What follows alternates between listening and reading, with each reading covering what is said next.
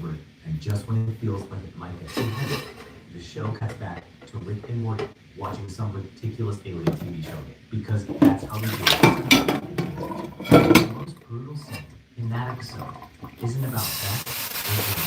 It's the one at the very end when Summer finds out that she's a mistake, that in other timelines she wasn't even born. She starts to spiral, questioning her own existence, wondering if she even matters. And Morty, who's been mostly silent the whole episode, finally speaks. He tells her to go dig a hole in the backyard, and when she looks at him confused, he says something that still hits. An accident. That out there? That's my grave. I'm one of our adventures. When can I be? Even seasons later, nobody exists on purpose. Nobody belongs anywhere. Everybody's gonna die. Watch TV.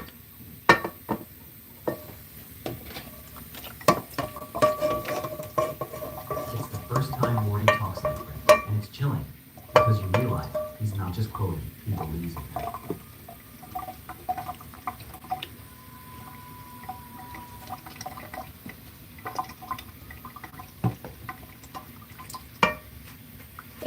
That's what season one does so well. It builds this delusion of chaos and comedy, but underneath, it's slowly poisoning the characters. Rick starts off looking like the source of all power and knowledge. The genius, the adventurer, the guy with all the answers. But the more you watch, the more you see that he's not leading anyone anywhere. He's just right. And Morty, who starts as the audience surrogate, the kid who asks the questions we would ask, slowly stops asking. He adapts, not because he grows stronger, but because he learns that asking only leads to disappointment. By the end of the season, their relationship has already shifted. They still go on rowdy dates. They still argue, and they still love. But the intimacy, there's a heaviness, something unspoken between them. The love of sea bosses and uncle. Rick has done things he won't do in the show, while still funny and absurd. He's planted its roots in something much better. A place where intelligence doesn't bring you, where family doesn't bring you, and where love is just another distraction from you. And maybe the most important thing to know is what the show doesn't do. It doesn't give you what you're going to do. It doesn't hold your hand. It shows you burying himself in another dimension, and repeating the same procedure. Quiet, emotional, focus. That's the real tone of the That's what keeps you watching, even when it feels uncomfortable. Because somewhere in all that mess, it's telling the truth. Season 2 doesn't reset anything. It picks up right after the end of the season 1 finale, where time literally breaks, and Rick, Morty, and Summer have to repair it using a series of increasingly abstract and unstable tricks. The metaphor isn't subtle. Time is fractured. Reality is Scenes, and the characters are these already like little when time splits stuff into gets stuck multiple on. versions, instead of being terrified, they argue over whose timeline is right. And Rick keeps working like it's a regular week. That's how far they've already come. The abnormal is now routine. But something starts to change from Rick. Not in how he talks. He's still arrogant, still drunk, still insulting everyone around him. But in how he reacts when no one's looking. There's a weight on him now. You feel it more than you hear it. In the first season, Rick felt untouchable. Now, he feels tired. Like he knows this can't go on forever, but he doesn't know how to stop. The best example is episode 3, autoerotic assimilation. Rick reunites with an old friend, Unity, a hive mind that has taken over an entire episode planet. is On the ridiculous. surface, it looks like just another sci-fi concept. Rick is sleeping with a collective consciousness, throwing parties with aliens, and being his usual chaotic self. But by the end of the episode, Unity leaves him, not because she doesn't love him. Best weekend ever, Rick. I agree, Rick. Let's see how long we can go. Stay tuned. You got more.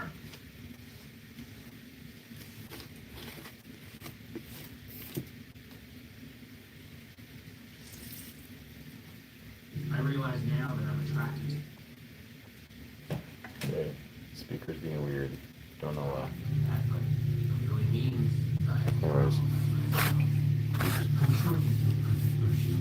I'm sure just beautiful species after species have never breathed before. But because he's a poison to her, and that's the moment where we finally see Rick without anyone to perform for. He stumbles into his garage. It's quiet. He starts building something, like he always does. It looks like just another gadget, but it's not. It's a suicide machine. He tests it on a creature first, watches it die, and then gets it himself. The beam charges. He closes his eyes, and at the last second, he passes out. The machine shuts off. Rick lives, but not by choice. The camera lingers on his unconscious body. I The spilled music wax soft, all over the almost counter a apologetic. couple weeks No ago. jokes, no exit portal, just Rick. completely alone, I unable to really scrubbed it off. That scene is one of the most human moments in the entire series because it strips away all the distractions. It shows us who Rick really is when he runs out of things to do Some of those or little people to impress. small And it's not great. It's not noble. Hardly at all. It's just sad because the smartest man in the universe still can't outthink his own pain. Meanwhile, Morty is changing too, but in a different direction. He's not spiraling. He's hardening. Don't worry about Episode this. 6, Brown. The Rex Must Be Crazy, shows this perfectly. They travel into Rick's car battery, which turns out to contain an entire microverse of intelligent beings who are unknowingly I should be generating eating power real for food, Rick's station. but- It's exploitation on a cosmic scale, and Morty tries to take the moral high ground. But when things start to collapse, he's forced to accept that there are no clean choices. Either Rick enslaves the universe, or they die. And Morty, despite all his objections, walks away. Not because he agrees, but because he understands now that logic always wins over ethics in Rick's world. The same episode also gives us something Usually I small do this with but the egg in the middle, Rick's but car I is felt told this to side. keep Summer I didn't safe make a little while they're pit gone. for it. And the car does exactly that by Well. disabling an entire crowd, cloning a child, and psychologically torturing a soldier in a suicide. Next time I Rick do gets it back. like the nice He just aesthetically works. pleasing One way, job you just and stare good at my job. stomach instead, Summer's you fine. know. Everything else is irrelevant. And what's scary like is I've that watched Summer where doesn't I was, protest. you know, those She's clothes, shaking, but the she accepts it because she My knows belly now button's almost what way that I safety like looks it. like. The way It things sucks in right control here above people. it. Survival without ethics. It's almost Then there's right Gitch, there, but a I got one ridiculous going. sounding episode about an intergalactic music competition. But underneath all the Like absurdity, right before it it's cooks, about too. worship, It's already inspiration, warm. and blind belief. Earth is under threat, and people quickly devolve into cult-like behavior. Rick becomes a prophet by Already accident. started to cook and Morty it's not tries okay. to stop him, only to discover that trying to do the right thing doesn't always mean It's not anything. warm The again. episode ends with a victory, but nobody really wins. The Earth is saved, but the characters are more disillusioned than ever. The key theme that runs through season 2 is erosion. Not collapse, erosion. The slow, grinding loss of belief. Rick is losing faith in himself. Morty is losing faith in morality. Summer is losing faith in safety. And Beth and Jerry, stuck in their constant cycle of denial and resentment, are losing faith in each other. Nobody breaks. Not yet. But you can see the cracks deepening. Even the comedy shows. The jokes are still sharp, but there's less randomness and more cynicism. The laughter comes with a pause, like the show knows it's not as funny anymore, but it's pretended, because that's easier than admitting it's fallen apart. And then comes the finale, the wedding squanchers. Bird Person, Rick's old friend, is getting married. There's this fleeting illusion that maybe something at least see real some of the and chocolate. human I know you is wanna see happening, it. that Rick might actually be part of something stable. But then it turns out to be a setup. The Galactic Federation crashes the wedding. Bird Person is killed, and the family is on the run. They escape to a desolate planet, flitting like fugitives. There's a moment where they sit around a campfire, defeated. Morty is angry, Summer is scared, Beth is broken, and Rick, for once, just listens. He watches them argue, and you can see something flickering. Guilt, maybe, or clarity. And then, in an act that seems completely out of character, he turns himself in. He surrenders to the Federation, not to save himself, but to give his family a chance to go home. It's not redemption, but it's something. That final scene is devastating in its simplicity. Rick in a prison cell, staring at the ground, while Nine Inch Nails plays in the background. The music fades into the classic Rick and Morty theme, warped and slow. And for the first time, Rick doesn't look like a god. He looks like a prisoner. And he is. Of his choices, of his intelligence, of his own mythology. He finally stops running, but only because there's nowhere left to go. Season 3 doesn't wait. It opens in chaos. Rick is in prison, tortured by the Galactic Federation, and we're thrown into an interrogation inside his own mind. But instead of resisting or breaking down, Rick manipulates the virtual reality simulation they've trapped him in, reverse engineers their technology, and escapes, not just from the prison, but from the entire Federation system. And he does it while mocking them, manipulating timelines, and dismantling galactic government infrastructure. Like he's changing batteries in a remote. The message is loud and clear. Rick isn't just smart, he's inevitable. But here's the catch. The more powerful Rick becomes, the less human he seems. This version of Rick is colder, sharper, less sentimental. When he returns home, he doesn't hug his family. He destabilizes the entire world economy, ruins Jerry's life, You're right. Where's the vodka? Beth, it's him or me. and takes back control of the household, all under the pretext of getting Szechuan sauce, a throwaway obsession Szechuan. he brings up as a Oh, joke, no. but weaponizes like it's a war crime. The 9 seasons until I get that sauce rant isn't about food. It's a statement. Nothing matters to him except the game. He plays to win. Morty, however, isn't the same kid anymore. The naive, stuttering, panicked boy from season 1 is mostly gone, and what's left is someone sharper, angrier, and far more dangerous. In Rest and Relaxation, we see what Morty becomes when he's stripped of his toxic traits. He's confident, charismatic, efficient, and completely unfeeling. And Rick, stripped of his own toxicity, becomes cooperative and kind, but also ineffective and lost. It's a brutal commentary on how their flaws are their identities. Without them, they're not better. They're broken. One of the most revealing episodes of the season is the Ricklantis Mix-Up, also known as Tales from the Citadel. The episode starts as a joke, Rick and Morty heading off on a nonsensical underwater adventure, but immediately cuts away to an entirely different storyline. What we get instead is a look inside the Citadel of Ricks, a massive society populated entirely by Ricks and Mortys from across the multiverse. There are worker Mortys, police Ricks, elite council Ricks, and revolutionaries. And what's most disturbing is how much it mirrors our world. There's classism, corruption, exploitation. Mortys are second-class citizens. Ricks are bureaucrats. And one Morty, running for office, claims to stand for equality. By the end of the episode, that Morty, candidate Morty, has killed his political opponents, seized control of the Citadel, and revealed himself as evil Morty. He's been playing the long game, not to join the system, but to destroy it from the inside. And when he takes power, the camera lingers on a wall of murdered Ricks. The score is chilling. It's not victory. It's a warning. Morty isn't just growing. He's evolving into something Rick never expected. A threat. That single episode recontextualizes the entire series. It forces us to confront a possibility that had been bubbling under the surface for a while. That Morty might become worse than Rick. Not in spite of Rick, but because of him. Evil Morty doesn't want to be Rick's protege. He wants to end the cycle because he sees what Rick never admits. That intelligence without empathy isn't freedom. It's a trap. Back in the main storyline, the Smith family is fracturing. Beth and Jerry are divorced. Summer is distant. Morty is more violent. And Rick is acting like this is what he wanted all along. He moves back in like a conqueror, openly mocking Jerry's absence, treating Beth like a partner in crime, and reasserting his dominance as the alpha intellect. But it's all performance, because every time Rick is alone, the facade slips, the bravado fades. In the ABCs of Beth, we dig into Rick and Beth's relationship. Beth confronts the idea that she might be just like him, cold, detached, and dangerous. Rick casually admits that he had kept a clone of her childhood friend Tommy, trapped in a hell dimension for years, just to avoid an awkward conversation. Beth is horrified, but also intrigued. Rick offers to clone her so she can leave, live a new life, and let a copy stay behind with her family. We never find out what she chooses. That ambiguity is intentional, because it suggests that Rick might not even know who he's living with anymore. Beth could be real. She could be a clone. But the real horror is that it doesn't matter. Not to Rick. And then we get the Rituran Wednesday, the season finale. It's messy, loud, and aggressively nihilistic. Rick fights the President of the United States over petty ego trips, drags Morty through violent diplomacy, and ends the episode not with a lesson, but with a cold dinner and a fake smile. Jerry is back. Beth might be the original, and Rick, despite all his manipulation, ends up sidelined. The power dynamic has shifted, and he feels it. For the first time, Rick is no longer the one in control, and he doesn't know how to handle it. Season 3 is where the show stops pretending. There's no more illusion of innocence. Morty isn't a victim. Beth isn't a bystander. Rick isn't a mystery. Everyone is accountable now, and that's what makes it brutal, because now, when characters suffer, they know it's not random. It's a consequence. Rick isn't broken by some cosmic trauma. He's broken by choice, and the people around him are finally realizing it. What makes this season so effective isn't just the plot.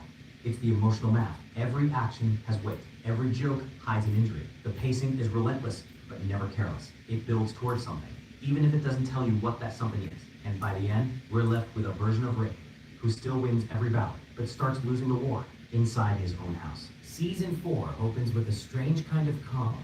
Not because things are better, but because the characters are starting to accept the absurdity around them. Rick is back, the family is back together, but it's not the same kind of together.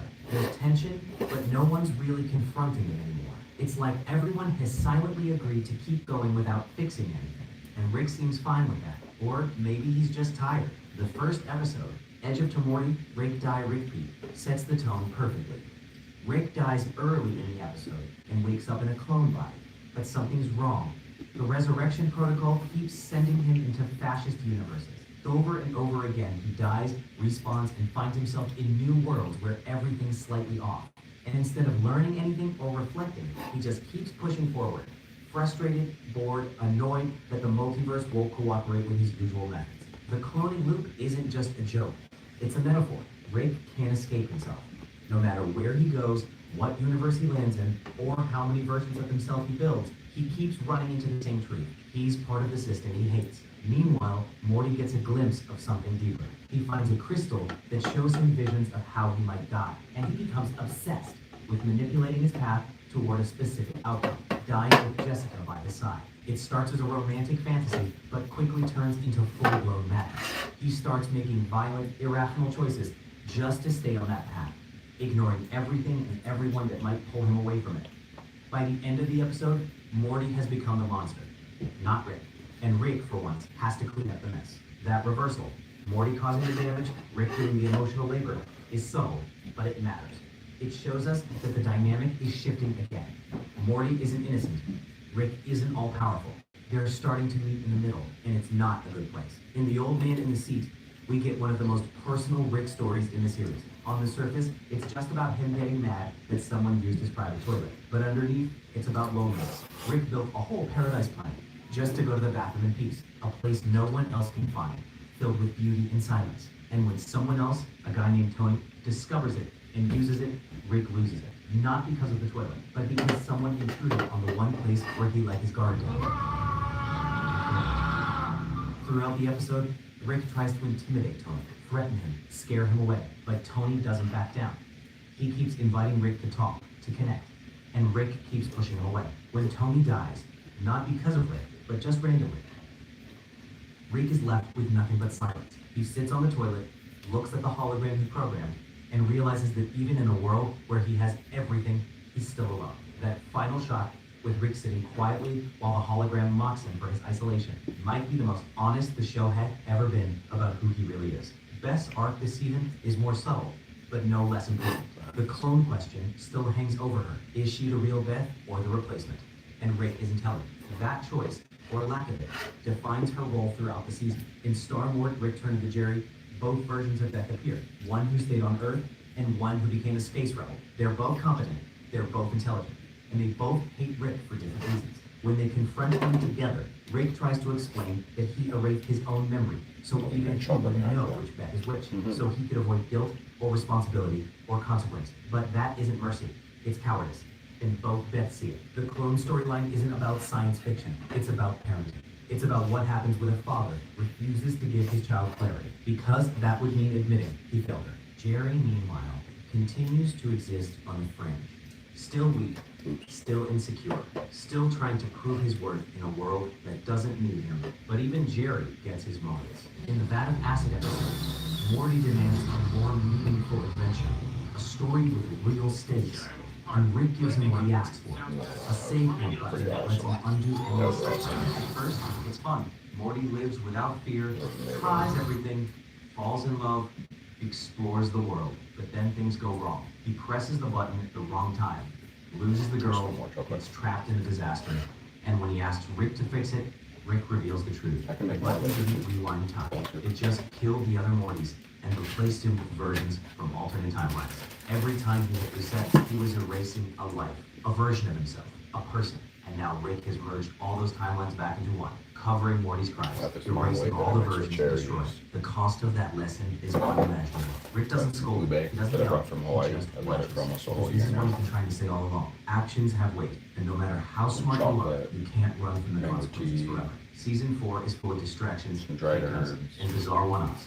But the through line is clear. chocolate Rick is powder, slipping, not in intelligence, different but in chocolate powder purpose. than this The one. people around him are starting I to got change. some more dried Morty herbs is here. questioning him more often. Beth is becoming her own person. Summer is getting more agency. And even Jerry, useless as he is, occasionally says something that stings. Rick isn't the god he used to be. He's just the man I got a who piece of can't better admit stuff he's that scared of makes being some wrong. noise. That idea hits Yeah. hardest in Never Rick and Morty, a meta episode Pumpkin where spice Rick and Morty brownies get are trapped on a delicious. story train That's like- designed to milk Anyways, narratives endlessly. here we go. They fight off tropes, break the fourth wall, and scream about consumerism and fan service. It's loud and messy and self-aware, but buried under all the meta jokes is a quiet moment. Morty prays to Jesus, not because he believes, What? but because he's desperate to break the loop. And it works. Rick scoffs. Anyways. Calls it dumb, but you Time can for tell video it feels games. it. The point isn't religion. Thanks, YouTube. The point is belief. Morty chooses to believe in something, even if it's fake, because belief gives him power Rick doesn't understand. By the end of season 4, nothing is really resolved.